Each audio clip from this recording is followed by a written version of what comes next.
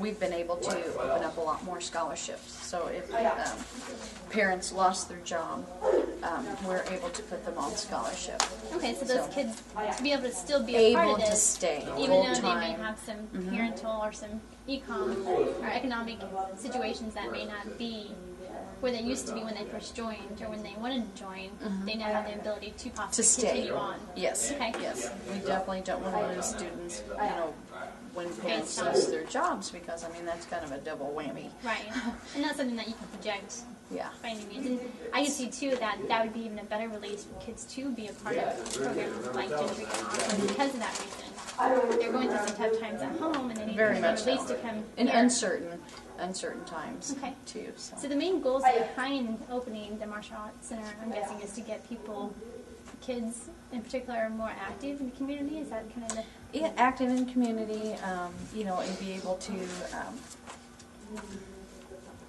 they just do better at school, when they feel like they belong. Okay. So it's giving them kind of that ownership to something that they can actually and you can tell at first, because then they start, it's kind of like their awkward time. Because, like, football, you can kind of watch it on TV and play football. Sure. Basketball, you can kind of, watch it and then play basketball. But martial arts, we do not do what's on TV. That's kind of scary. But once they get acclimated to it and start, better coordination, and they definitely start calling it their own. Okay. So it's something they can relate to at different levels.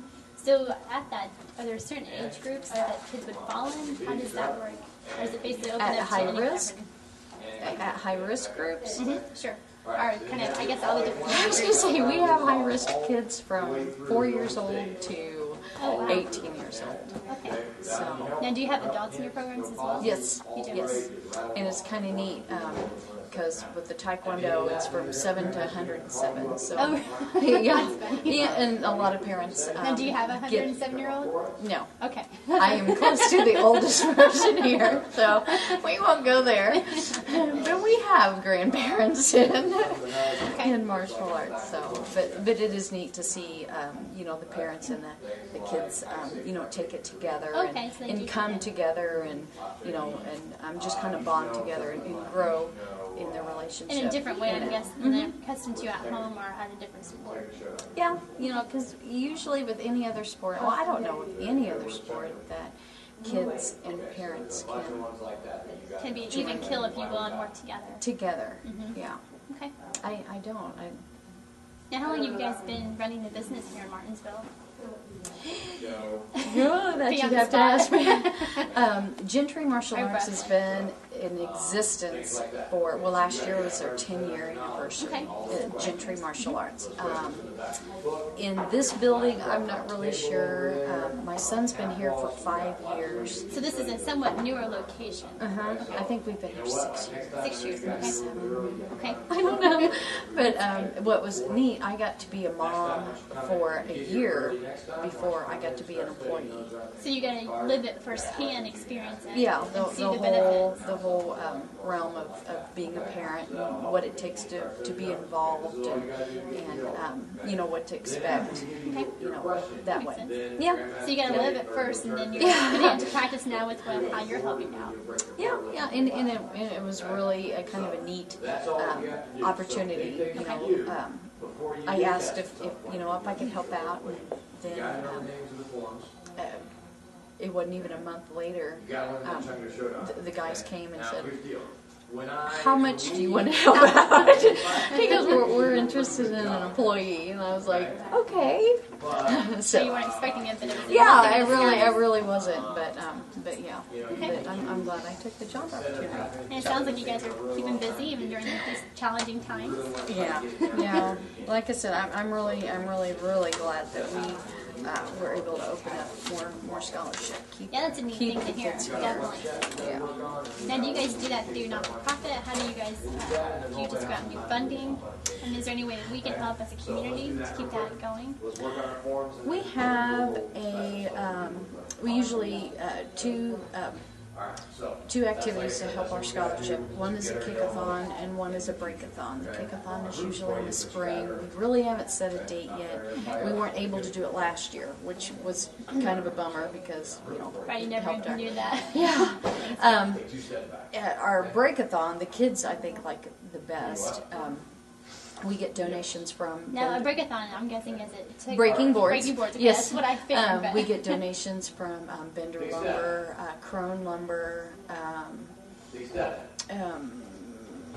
and these are businesses here in Martinsville, yes, too? Yes, Martinsville and Mooresville and even Bloomington. Okay, so communities helping other communities. Yeah, they give us boards, and, of course, we saw them all up, and every kid gets... that wants to participate gets 5 boards, and then they go out and get pledges. Okay. They can either get $1 a board, or just like a flat 20, or whatever they want to, however they want to pledge. And so the kids actually go out with their parents and actually get these funds and raise the money for the boards. That's the that's the objection. Sometimes you guys help that probably a little more too. Yeah, because getting pledges are kind of hard, especially for the littler ones. Oh, They usually definitely. ask grandparents or teachers or something like that. So, and mostly flat donations. But we rent out a shelter house here in the park, here in the community, and the parents committee gets together and we have a big cookout. And people bring side dishes and drinks and stuff like that. The families. So it's a whole family event. It's not just for the students. The active students. So the students and their families, and they break all their boards. All right. And we have a really good time. And so then what do you do with the board? afterwards, what do you do with the board? well, we usually have like a bonfire or something. Okay, that's what I said. But and after all of that, after all the breaking and all the eating, for additional help for the scholarship, we decided, not last year, but the year before, fill pie pans with Cool Whip, and for $1 per pie, you get to pie the instructors. So the kids love that. Well, almost. The adults yeah, the adults get to participate in that because they can't really participate in the breaking of the boards. Right. So, yeah, but that definitely seems to bring in some extra money. So we get to pie the instructors. And that's you said the families and yes. the kids that actually do classes and the adults that do classes.